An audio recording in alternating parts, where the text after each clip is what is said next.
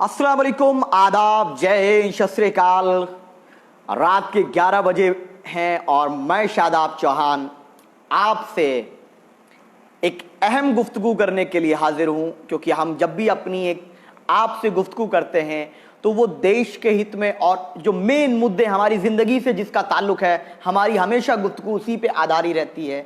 आज की गुफ्तगू भी हमारी उसी पर आधारित है और आज की गुफ्तगू का जो टॉपिक है, जो मौजू है, वो है लॉकडाउन 3 क्या आखिरी लॉकडाउन होगा? लॉकडाउन 3 में कौन कौन सी सहूलतें मिलेंगी? क्या मोदी जी ने इस लॉकडाउन की घोषणा क्यों नहीं की? क्या गरीबों को जो समस्या आ रही है, क्या उसका हल निकल जाएगा? क्या वीआईपीज के लिए अलग से सुविधा और गरीबों के लिए लॉकडाउन अलग? क्या गरीब सोशल डिस्टेंसिंग का पालन कर सकता है? क्या एक वो गरीब जिसका एक घर में एक कमरा है और 10 लोग उसके परिवार में हैं, कैसे वो सोशल डिस्टेंसिंग का पालन कर सकता है? ये तमाम सवाल और मैं आपको हर एक मुद्दे पर मैं जवाब दूंगा और आपको जानकारी दूंगा जिससे कि आपको कई फैसले लेने में भी आसानी होगी। सबसे पहले सभी लोगों का एक सवाल लगातार आया, मुझे कई लोगों ने पूछा, तो सबसे पहले जो मेरे साथियों ने सवाल पूछा उसी पे गुफ्तगू की शुरुआत करते हैं। सवाल नंबर 1 कि लॉकडाउन 3 जो तीसरा लॉकडाउन 2 हफ्तों का सरकार ने घोषित किया है, गृह मंत्रालय ने घोषित किया है, CDS chief of defence staff की जानिब से वो डिक्लेयर कराया गया है, उसके अंदर क्या सुविधा मिलने वाली हैं? बिल्कुल आरिफ सैफी ने उसको डिस्क्राइब कर दिया कि पहले लॉकडाउन में गरीबों का ये हुआ, दूसरे में ये हुआ। उस पर चर्चा करेंगे।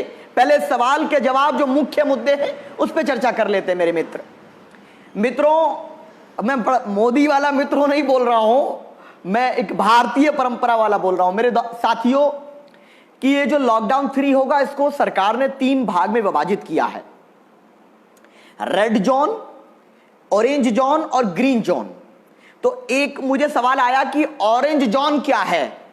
मैं आपको तीनों जोन बताऊंगा और सभी साथी शेयर कर दें जिससे सभी लोगों तक ये बात पहुंच जाए, क्योंकि बहुत से हमारे मजदूर भाई फंसे हुए हैं, उनके भी बहुत से सवाल हैं और कुछ लोग परेशानी में मुब्तला हैं। हम चाहते हैं कि जब हम जुड़े हैं तो सभी साथियों तक सच्चाई और जानकारी पहुंच जाए। एक यही माध्यम है। टीवी पे तो खाली पूछता है भारत, आग लगा दो, जला दो, मार दो, काट दो, खाली वो चलता है। वहां दंगा हो गया, वहां लड़ाई हो गई, खाली उन लोग को ये नाटकबाजी की दुकान बन गई है। तो एक सोशल मीडिया जरिया है जिसके जरिए हम अपनी बात पहुंचा देते हैं। तो रेड जोन क्या होगा? जहां पर लगातार केसेस आ रहे हैं, जहां 4 या उससे कम दिन में केस डबल हो रहे हैं। मिसाल के तौर पे अगर 1 तारीख को किसी शहर में यानी दिल्ली में 4 केस थे 1 तारीख को, और अगर वो 4 तारीख से पहले 8 हो गए तो उसको रेड जोन माना जाएगा। और ऐसे लगभग पूरे देश में 119 जिले हैं और ये 119 वो जिले हैं जो देश की बहुत बड़े इकोनॉमी जिस पर डिपेंड करती है। चाहे गुजरात का अहमदाबाद हो, वही वाला अहमदाबाद जहां ट्रंप अंकल आए थे, जहां नमस्ते ट्रंप कार्यक्रम हुआ था, याद है ना भाइयों? वही वाला ट्रंप नमस्ते ट्रंप कार्यक्रम जिसमें गरीबों को छिपाने के लिए दीवार बनाई गई थी। याद आया आपको कुछ? वही वाले ट्रंप अंकल जिन्होंने मोदी जी को अनफॉलो कर दिया, हमारे देश के प्रधानमंत्री को। वही वाले ट्रंप जिनकी बेटी इवांका ट्रंप और बीवी मेलानिया ट्रंप दोनों ने हमारे देश के प्रधानमंत्री जी को ट्विटर पर अनफॉलो कर दिया। वही वाले ट्रंप जो आगरा आए थे, जो वो वाले ट्रंप जो थे जिन्होंने धमकी देकर के दवाई मांगी थी। वही वाले ट्रंप जब धमकी देके हाइड्रोक्लोरोक्विन मांगी गई तो हमने 2 घंटे में दे दी थी। ये नहीं मालूम डर के दी थी या प्यार में दी थी, नहीं कह सकते। वही वाले ट्रंप की बात कर रहा हूं मैं। और आगरा में भी केसेस हैं, मुंबई में केसेस हैं, लेकिन दिखता है निजामुद्दीन, क्योंकि दिमाग में जब गोबर भर जाए तो काम नहीं करता दिमाग। जब दिमाग में नफरत का गोबर घुस जाए तो जब दिमाग काम नहीं करता, इसीलिए किसी को अहमदाबाद नजर नहीं आ रहा, मुंबई नजर नहीं आ रहा, जहां 7,000 केस मुंबई के आ चुके हैं अब तक। 7,000 केस। लेकिन नजर आएगा निजामुद्दीन, और उसके अलावा भी सूरत से लेकर तमाम जगहों पर कोरोना फैला। आज 37,000 का आंकड़ा क्रॉस कर चुका है। अब तक ये बताते थे 3,000 जमाती, 4,000 जमाती। आज आपको मैं एक जानकारी और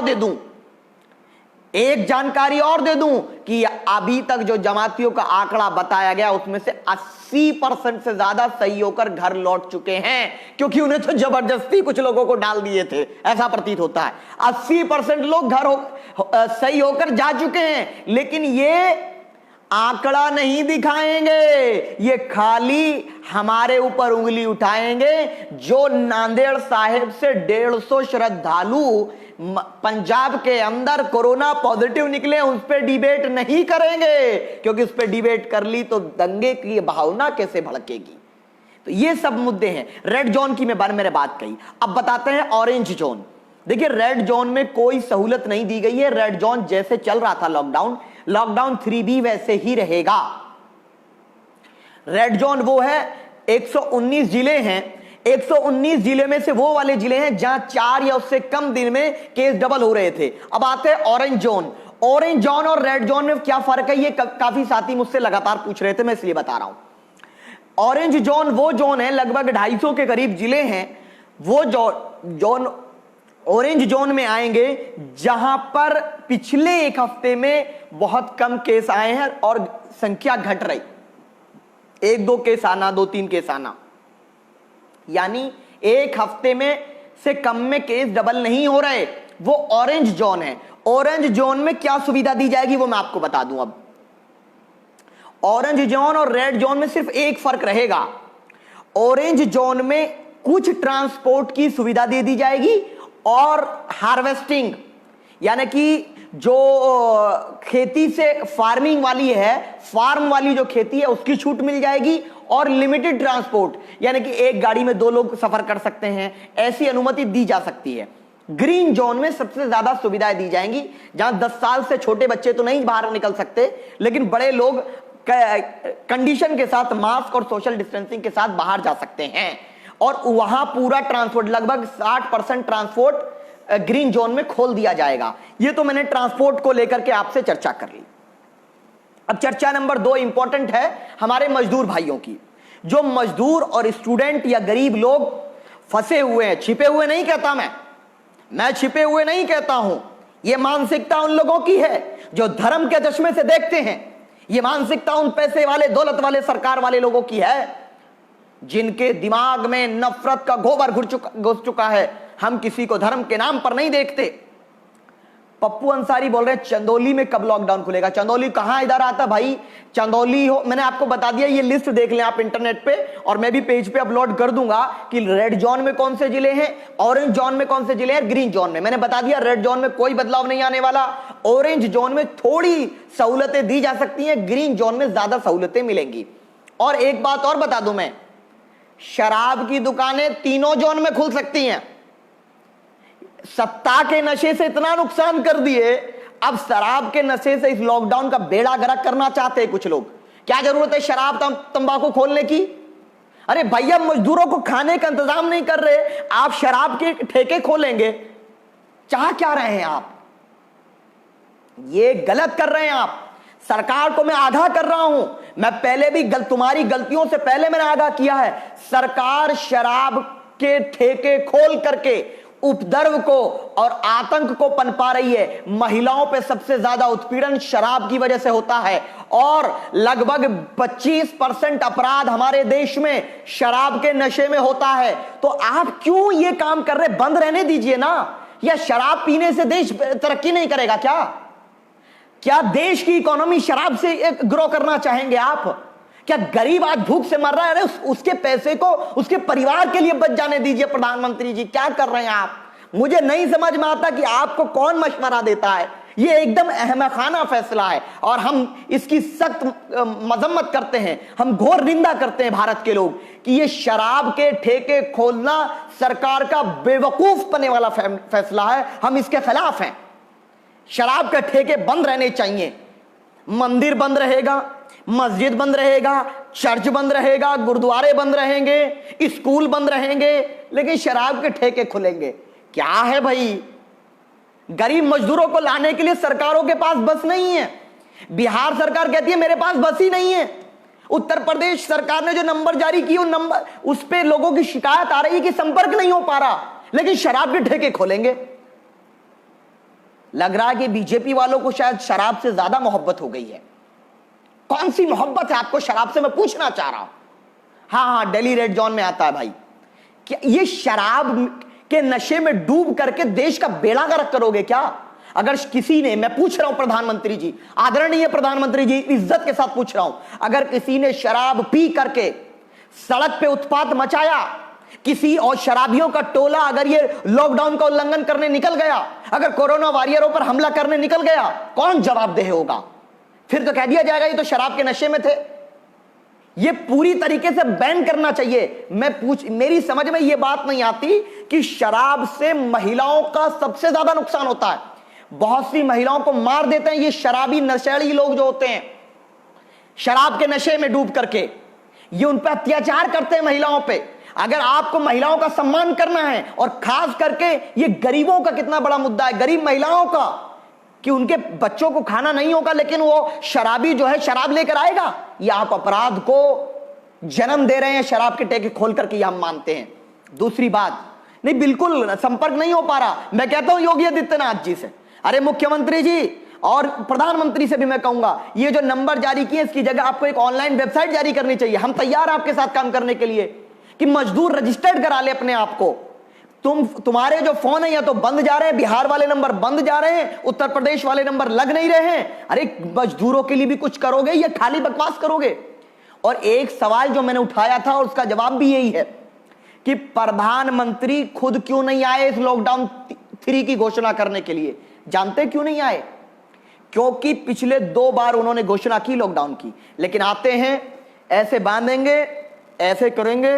ये देखिए प्रधानमंत्री जी ऐसे आएंगे, कहेंगे भाई और बहनों, मित्रों, आपका बलिदान चाहिए, आपका त्याग चाहिए, आपसे अब कोरोना को हराना है। लेकिन ये नहीं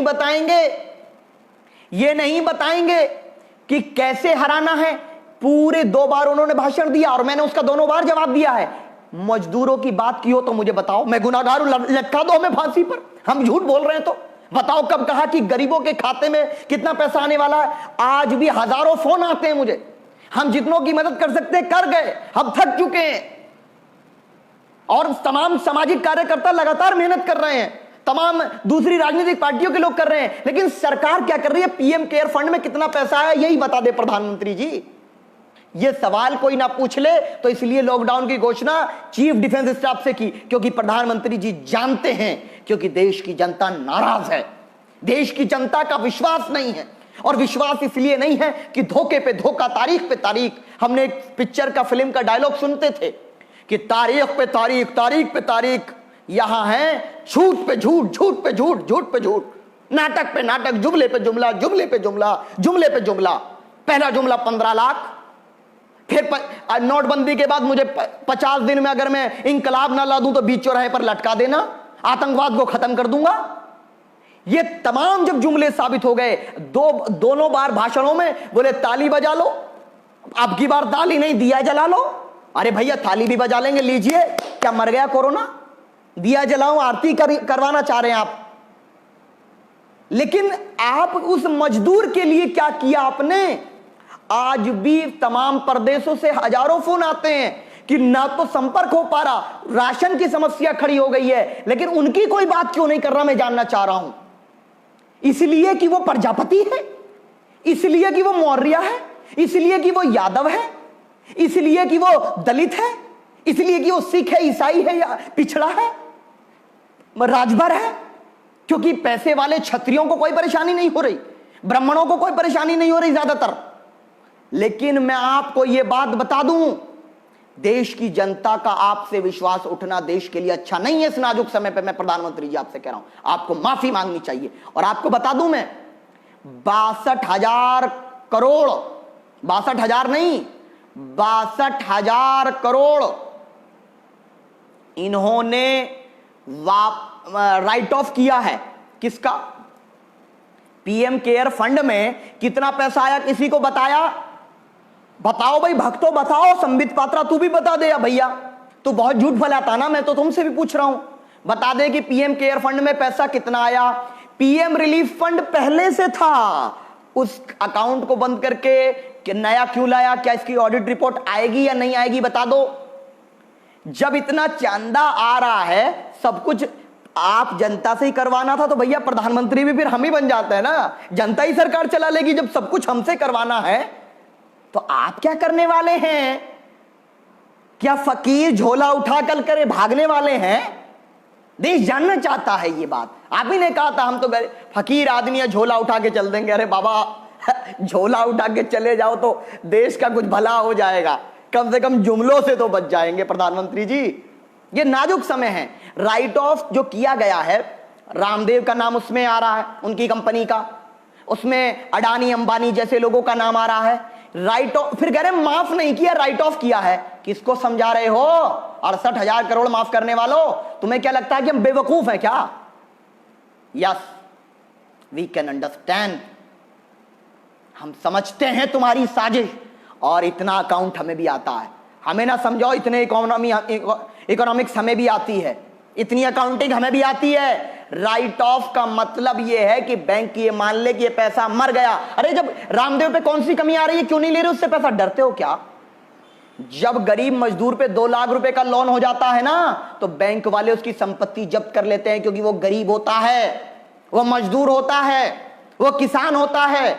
लेकिन ये जो बड़े बड़े देश के, मैं तो कहूंगा कि देश के लुटेरे, अडानी अंबानी जैसे लुटेरे या रामदेव जैसा लुटेरा, अगर राइट ऑफ की बात आई है, क्यों आ रही है राइट ऑफ की बात?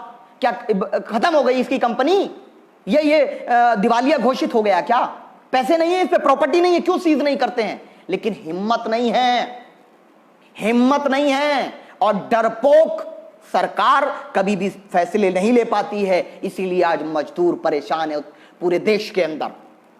और हमारी सरकार से कोई लड़ाई नहीं है।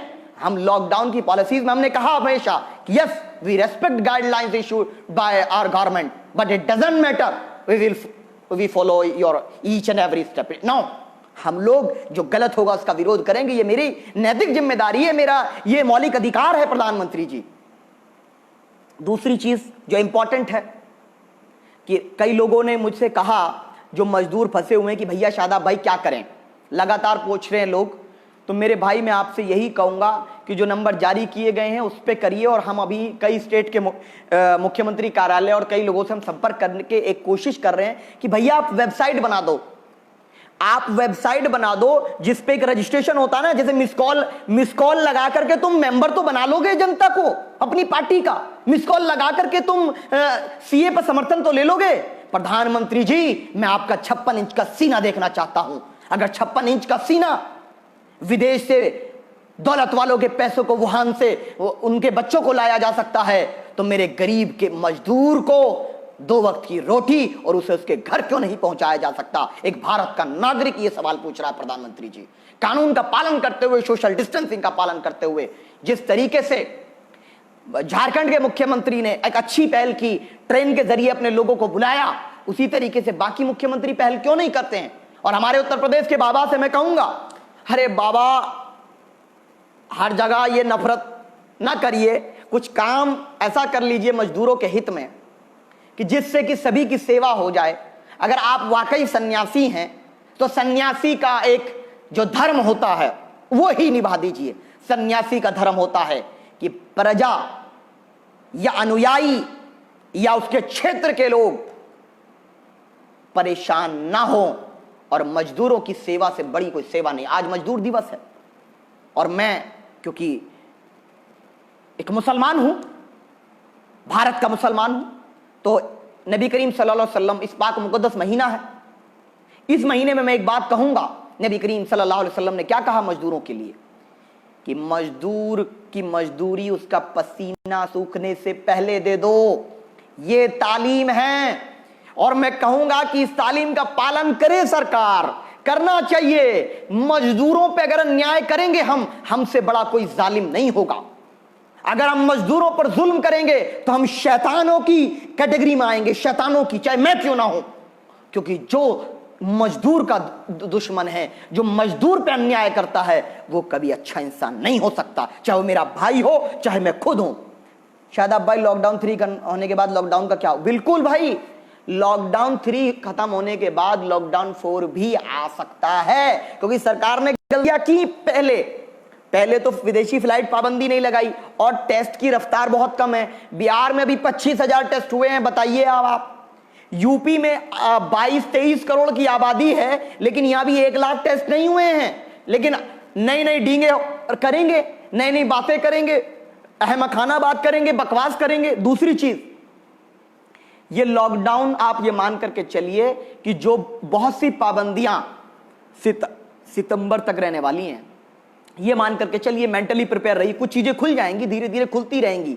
लेकिन ये हम सरकार को कह रहे हैं कि स्मार्ट लॉकडाउन को फॉलो करें। जैसे टर्की, आपको हमारी चीज से प्रॉब्लम हो सकती है, शायद आपसे प्रॉब्लम करिए, लेकिन प्रधानमंत्री जी मैं आपसे अनुरोध करता हूं कि जो टर्की ने जिस तरीके से लॉकडाउन को इंप्लीमेंट किया है, स्मार्ट लॉकडाउन, आप उस पर स्टडी करें, पूरी टीम स्टडी करे, क्योंकि हमारे पास एक्सपर्ट की अल्हम्दुलिल्लाह कमी नहीं है। वी हैव इनफ एक्सपर्ट, हर फील्ड के एक्सपर्ट हैं। वो स्टडी करें और स्टडी करने के बाद ये देख लें कि कैसे मजदूर को समस्या भी ना हो, क्योंकि लोग भूख से मारे जाएंगे, 10 लाख से ज्यादा लोग।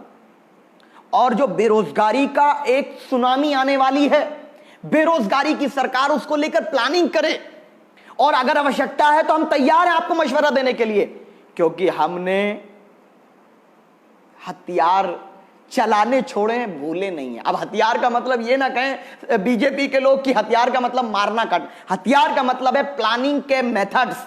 हमें मालूम है प्रधानमंत्री जी पहले दिन से जो जो प्लानिंग की, आपको वही माननी पड़ती है, लेकिन लेट मानते हो आप हमारी बात मानते हो, लेकिन लेट मानते हो जब तक नुकसान हो चुका होता है। आपने अगर सही समय पे बात मानी होती तो आज 37,000 केस ना होते, 37,000 केस ना होते। लॉकडाउन 3 के बाद लॉकडाउन 4 भी लाना पड़ेगा।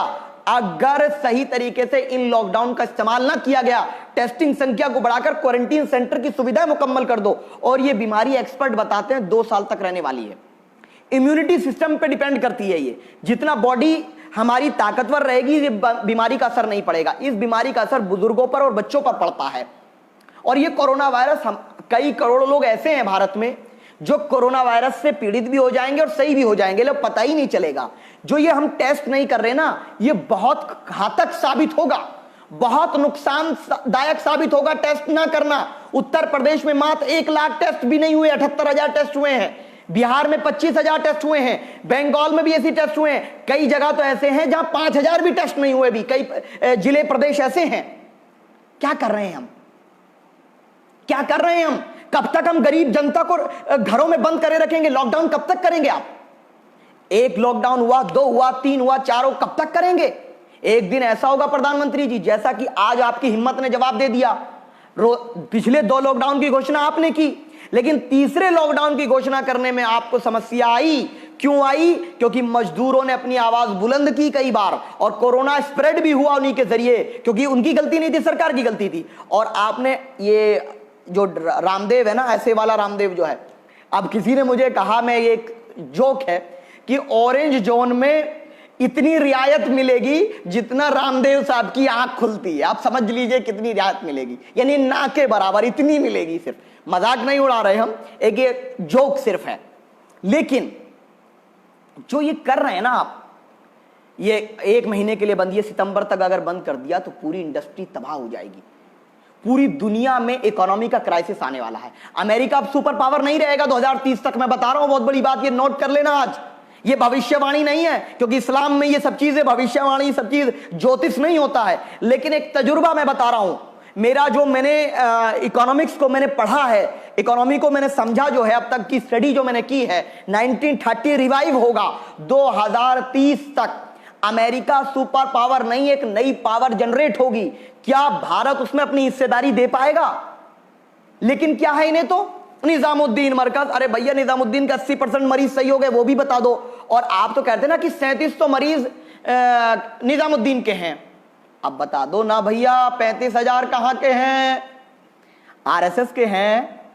बोलो, अरे संबित बोलो, बजरंग दल के हैं क्या? अरे नलिन कोहली बोलो, बीजेपी के हैं क्या? अरे सुधांशु त्रिवेदी आप भी बोलो। संघ परिवार के हैं क्या, विश्व हिंदू परिषद के हैं क्या? अरे शाहनवाज बाबू जो मुझे डिबेट में मेरे से कह रहा था कि मुसलमान जो है यार बहुत सुरक्षित है, तुम्हारा सर्टिफिकेट चाहिए क्या? अरे तुम तो सरकारी गुलाम हो शाहनवाज साहब, आपको आज तक मिनिस्ट्री नहीं मिल रही इस सरकार में। कितना आपने इनके एजेंडे पर बात कर ली, लेकिन आज तक आपको मिनिस्ट्री नहीं मिल रही। मुझे बड़ा दुख है। आप किस कदर गिर के अपनी बात रखनी पड़ती है, किस कदर झूठ बोलना पड़ता है। मैंने एक शब्द कहा, फिर कहते हैं कि क्या अल्हम्दुलिल्लाह आप भाइयों की दुआएं हैं कि शादाब चौहान की बात में आप साथियों ने इतनी ताकत पैदा करती कि कैबिनेट मिनिस्टर मुख्तार अब्बास नकवी को मेरे एक वर्ड पे 4 ट्वीट करने पड़े, क्योंकि आकाए मुख्तार जनाब मोदी नाराज ना हो जाएं। मैंने कहा था कि जिस तरीके से हमारे जो ब्लड डोनर तबलीगी जमात के लोग हैं वो कोरोना वॉरियर हैं, तो पेट में दर्द हो गया। अरे अब तो ये मोहब्बत की बात फैल जाएगी, समाज में एकता और भाईचारा फैल जाएगा। और अगर भाईचारा समाज में फैलेगा तो फिर सरकार से बात की जाएगी कि मजदूर मर रहा है महाराष्ट्र में, बिहार में, उत्तर प्रदेश में, उनके राशन का इंतजाम नहीं है। आज राशन की समस्या बहुत बड़ी समस्या बन चुकी है। और आज ये 15 लाख का जिन्होंने वादा किया था, आज 6 साल गुजर गए। आज देश का मजदूर आपसे कहता है, प्रधानमंत्री जी सीना ठोक करके, एक किसान का बेटा ललकार करके ये बात कह रहा है कि 15 लाख नहीं, हमारे हिस्से के 15,000 ही किसानों को, गरीबों को दे दो। लेकिन नहीं आ रहा पैसा। बहुत ना के बराबर किसी अकाउंट में सुना 500 रुपया आया। 500 रुपया सुना है प्रधानमंत्री जी के तो मेकअप पे भी एक दिन में 50,000 खर्च हो जाते हैं। सुना है प्रधानमंत्री जी के तो कपड़ों पे भी तो 70,000 का कुर्ता पहनते हैं, किसी ने बताया। लेकिन गरीब के लिए 500 रुपया कितने दिन? 1 महीने के लिए। और राशन के नाम पे मोटा चावल देंगे। मजदूर को तुम वोट लेना आता है तो तुम उनके कदमों में चले जाते हो, भीख मांगते हो भाजपा वालों। लेकिन जब उनकी सेवा करने का समय आया, जब राष्ट्र आपदा का समय आया, भारत का बजट 5 लाख करोड़ का बजट तो सिर्फ उत्तर प्रदेश का है। 2.7 ट्रिलियन डॉलर की हमारी इकोनॉमी है। लेकिन नया पार्लियामेंट बनाने के लिए पैसा है, अडानी अंबानी का माफ करने के लिए पैसा है, बड़े बड़े रोड्स बनाने सबके लिए पैसा है। लेकिन गरीब मजदूर जो पिछड़ा, अति पिछड़ा दलित है, उसके राशन के लिए पैसा नहीं है। आज भी पूरे पूर्वांचल, बुंदेलखंड और बिहार का सीमांचल, बंगाल में ये तमाम इलाके वो बता रहा हूं जहां पर लोग भूख से मरने पर मजबूर हैं। और अगर आरटीआई डाली जाएगी ना, क्योंकि सच्चाई वैसे नहीं बताते, ये बताते ही नहीं है। ये अगर सच्चाई पता चलेगी तो भूख से लगभग मेरा आंकड़ा है कि 2000 के करीब मौत हो चुकी हैं। और आने वाले समय में बेरोजगारी की बाढ़ आ जाएगी। एक तरफ ये कहते हैं कि कोई कंपनी सैलरी ना काटे, खुद डीए काट लेते हैं, तो प्राइवेट कंपनी को क्या संदेश जाएगा? जब कंपनीज में वर्किंग नहीं होगी वो कैसे रख लेंगे? अभी पता चला स्पाइस जेट अपने पायलट्स की सैलरी आधा करने वाली है। क्या करेंगे जी? कंपनियां बंद हो जाएंगी। ऐसे हमारे पास एक सॉलिड प्लान होना चाहिए। और विपक्ष से बात करना कोई गुनाह का काम नहीं है प्रधानमंत्री जी। और इसीलिए मैं कहता हूं कि आप शादाब से एतराज करिए, लेकिन हमारी बातें देश की बात है।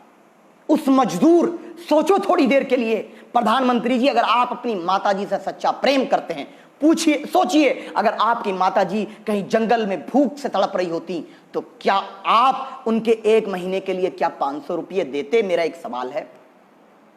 प्रधान या मुख्यमंत्री योगी आदित्यनाथ जी, क्या माताजी या पिताजी या बहन या कोई आपके परिवार का व्यक्ति अगर कोई परेशानी में हो तो क्या 500 रुपये 1 महीना के लिए दिया जाएगा?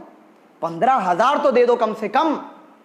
और तीसरा, आखिरी, अब दिख रहा है फेस नहीं दिख रहा बोल रहे मेरे भाई ये फेस दिखता है तो संघ परिवार की जितनी आईटी सेल है ना, सबके पेट में दर्द हो जाता है। बोला है कि हम पूरे दिन में झूठ फैलाते हैं, ये शाम में आकर के पूरा पोस्टमार्टम कर देता है।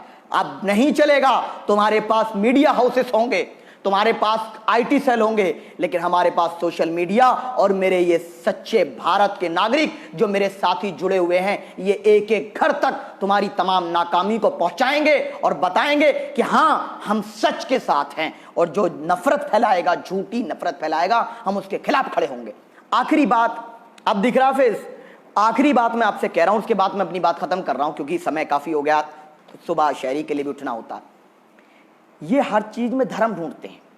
अब लॉकडाउन 3 के बाद अगर लॉकडाउन खुलता भी है, लॉकडाउन 4 के टाइम पे या दुकानें खुलती भी हैं, मैंने एक अपील की थी आपसे, फिर मैं अपील कर रहा हूं और इस अपील को पहुंचा दीजिए आप हर व्यक्ति तक। रमजान रखने वालों से मैं अपील कर रहा हूं, आप नमाज घर में अदा कर रहे हैं, करिए, बहुत अच्छी बात है, लॉकडाउन का पालन कर रहे हैं। इफ्तार पार्टी आप कर नहीं रहे हैं, बहुत अच्छी बात है। जुमा आपने घर पे अदा किया, तो मेरे भाई आपसे विनम्र निवेदन है, ये गुंडे, ये साजिश रच के कुछ लोग आपको शॉपिंग के बहाने, खरीदारी के बहाने सड़कों पे लाना चाहते हैं, जिससे कि कोरोना का इल्जाम आप पे लग जाए। तो आपसे हाथ जोड़ करके अपील है कि इस ईद अगर कुछ खरीदना भी है जरूरी सामान, तो भीड़ ना करें। आपसे गुजारिश है, क्योंकि आपकी वजह से पूरी कौम बदनाम हो सकती है। अब आप ये देखो, अगर आप अपनी कौम के दुश्मन हैं तो जाइए शॉपिंग करिए, मुझे कोई आपत्ति नहीं है, लेकिन आप अपनी कौम के हमदर्द हैं अगर, तो आपको यह तय करना पड़ेगा कि हम बिना फजूल काम के घर से बाहर नहीं निकलेंगे, बिल्कुल नहीं निकलेंगे, और हम इनकी साजिश का शिकार नहीं होंगे। क्योंकि 15 मई, जो 17 मई का इन्होंने टाइम दिया ना, 60,000 के करीब केस हो चुके होंगे जब तक। कितने? 60,000 के करीब, 50 से 60 के बीच केस हो चुके होंगे। और उसमें और ईद के बीच में अगर 70,000 हो गए और आप सड़कों पे निकल गए ना, तो 70 के हजार का जिम्मेदार आपको बना देगा ये मीडिया। क्योंकि जब मुर्तजा नाम का व्यक्ति हैदराबाद के अंदर, जब मुर्तजा नाम का व्यक्ति पुलिस वाले का हाथ ऐसे पकड़ता है, तो मीडिया 1 घंटे की डिबेट करता है। बिल्कुल हम इसके कतई हकदार नहीं है कि भाई बदतमीजी होनी चाहिए, बिल्कुल नहीं होनी चाहिए। लेकिन जब मेहर सिंह पुलिस वालों का सर फोड़ देता है ना, तो इनके मुंह में दही जम जाती है। अगर कोई एक टोपी वाला कानून का उल्लंघन करता है, बिल्कुल नहीं करना चाहिए। अगर कोई लॉकडाउन का उल्लंघन कर देता तो 1 घंटे की डिबेट करता है। और जब मुख्यमंत्री योगी आदित्यनाथ जी 25 मार्च को अयोध्या में लॉकडाउन का उल्लंघन करते हैं, कर्नाटका का मुख्यमंत्री उल्लंघन करता है, 24 मार्च को शपथ लेते हैं मध्य प्रदेश के मुख्यमंत्री, आज तक वहां स्वास्थ्य मंत्री नहीं है, हेल्थ मिनिस्टर ही नहीं है, उस पे कोई सवाल नहीं करता है। जो कलबुर्गी में हजारों लोग इकट्ठा हो जाते हैं धार्मिक आयोजन के लिए, उस पे डिबेट कोई नहीं करता है। मुरादाबाद में अगर कोई डॉक्टरों पे हमला कर देता है, बिल्कुल गलत है, नहीं होना चाहिए, मैं खिलाफ हूं। मैं भारत का नागरिक हूं, सच्चा मुसलमान हूं, सच्चा देशवासी हूं। डॉक्टरों पे हमला करना गलत है और करने वाले भी गलत हैं। लेकिन मुरादाबाद में करे तो गलत है, लेकिन मेरठ में डॉक्टर भटनागर पर जुगल किशोर हमला करे तो मीडिया के मुंह में दही जम जाती है। परेशानी यहां आ जाती है। ये क्रोनोलॉजी है कि एक आदमी गलती करे, पूरी कौम को कटघरे में खड़ा कर दो, और फिर अपने देश के प्रजापति, मौर्य, पाल, दलित, आदिवासी, जो गरीब मजदूरों के मुद्दे हैं ना, उन मुद्दों पर दबा करके, उनको मिट्टी में दफन करके ये नफरत के मुद्दे ऊपर ले आओ। ये इनकी साजिश है और इसको बेनकाब करना होगा। लड़ाई ये है हमारी आपसे, और लड़ाई जारी रहेगी। ये सच्चाई की लड़ाई है। और मैं आपसे एक बार फिर अपील करता हूं कि अगर आपको अपनी कौम से मोहब्बत है, अपने देश से मोहब्बत है, तो आप ये तय कर लें कि ईद तक, कम से कम ईद तक मैं अपने घर से बिना जरूरी काम के नहीं चलूंगा, और कोई भी सामान महंगा ना बेचें। हश्र के मैदान में जवाब देना पड़ेगा। इस नाजुक वक्त का गलत इस्तेमाल करने वालों, तुम शैतानों की फौज में से हो। मजदूरों पे जुल्म करने वालों, तुम शैतानों की फौज में से हो, जो मजदूरों को भूखा मरने के लिए छोड़ रहे हैं, चाहे वो किसी धर्म, जाति, संप्रदाय के मजदूर हैं। वो बहुत बुरी नस्लों में से हैं, और हां, हम उनके दुश्मन हैं, हम उनके राजनीतिक दुश्मन हैं। और जो भी उनकी मुखालफत में संवैधानिक रास्ता होगा, हम अख्तियार करेंगे। और जो पुलिस वाले अच्छा काम कर रहे हैं, जो डॉक्टर्स, क्लिनिक और पैरामेडिकल स्टाफ अच्छा काम कर रहा है, सबको सैल्यूट करना चाहिए। लेकिन उस सैल्यूट की आड़ में किसी को गुंडागर्दी करने की अनुमति भी नहीं है। ये याद रख लें सभी के लिए। तो इन्हीं बातों के साथ मैं अपनी बात खत्म करता हूं कि ये बाबर का महीना चल रहा है। अमन से, चैन से, सुकून से रहिए, अपने घरों में कानून का पालन करते हुए रहिए और यह तय कर लीजिए कि भैया मेरा लॉकडाउन तो ईद तक का है। और जो ज़कात के बारे में, हाँ एक आखिरी सवाल ज़कात के बारे में मुझसे किसी ने कहा था, ज़कात, ये इस बार ज़कात अपने पड़ोसी को, अपने रिश्तेदार को और अपने उस करीबी मजदूर भाई, गरीब भाई, क्योंकि वो हम पे हमारा हक है, हम पे हक है उन भाइयों का, उनको दें वो ज़कात और ज़्यादा से ज़्यादा ज़कात दें। और जो खर्चा आप ईद की शॉपिंग में करने वाले थे ना, किसी भाई के इफ्तार का जरिया बन जाओ मेरे भाई, किसी मजदूर के राशन का जरिया बन जाओ मेरे भाई। ये बहुत बड़ा काम होगा, बहुत बड़ा काम होगा। मुझे यकीन है कि मेरा रब, ईश्वर, इस सृष्टि को बनाने वाला, इस दुनिया को बनाने वाला आपसे बेहद खुश हो जाएगा। अगर आपका पड़ोसी कोई प्रजापति, मौर्य, पाल, दलित, आदिवासी है, बिल्कुल उसको गले लगा करके ऐसा महसूस ना होने दो कि वो मायूस है, वो माधुर है, उसके साथ खड़े हो जाओ और बताओ ये है सच्चे भारतीय की पहचान, ये है हमारी तारीख कि जब हमने इस मुल्क पे हुक्मरानी की, हमने किसी से नाइंसाफी नहीं की। और अगर वक्त मिलेगा सत्ता का तो फिर से हम न्याय करेंगे, अन्याय के खिलाफ खड़े रहेंगे। इन्हीं सब बातों के बाद मैं गुजारिश करता हूं कि दुआ करिए कि मुल्क में अमन कायम रहे। और प्रधानमंत्री जी, बड़ा मायूसी मिली कि आज आप नहीं आए, आपने नहीं कहा। मित्रों और भाइयों बहनों, हम तो इंतजार कर रहे थे, लेकिन मैं समझता हूं आपका दर्द कि जो गलतियां हुई, सरकार से टेस्टिंग नहीं हुई, अमेरिका ने धमकी दे दी और फ्लाइट पाबंदी नहीं हुई, मजदूरों की सुविधा का मामला नहीं हुआ, राशन में समस्या हुई, तो हो सकता है इसलिए डर की वजह से ना आए हो आप। इन मैं बातों को समझता हूं और आप सभी से गुजारिश करता हूं, लॉकडाउन का पालन करें, सब एक दूसरे के साथ खड़े रहें, हम सब भारतीय एक हैं। जय हिंद।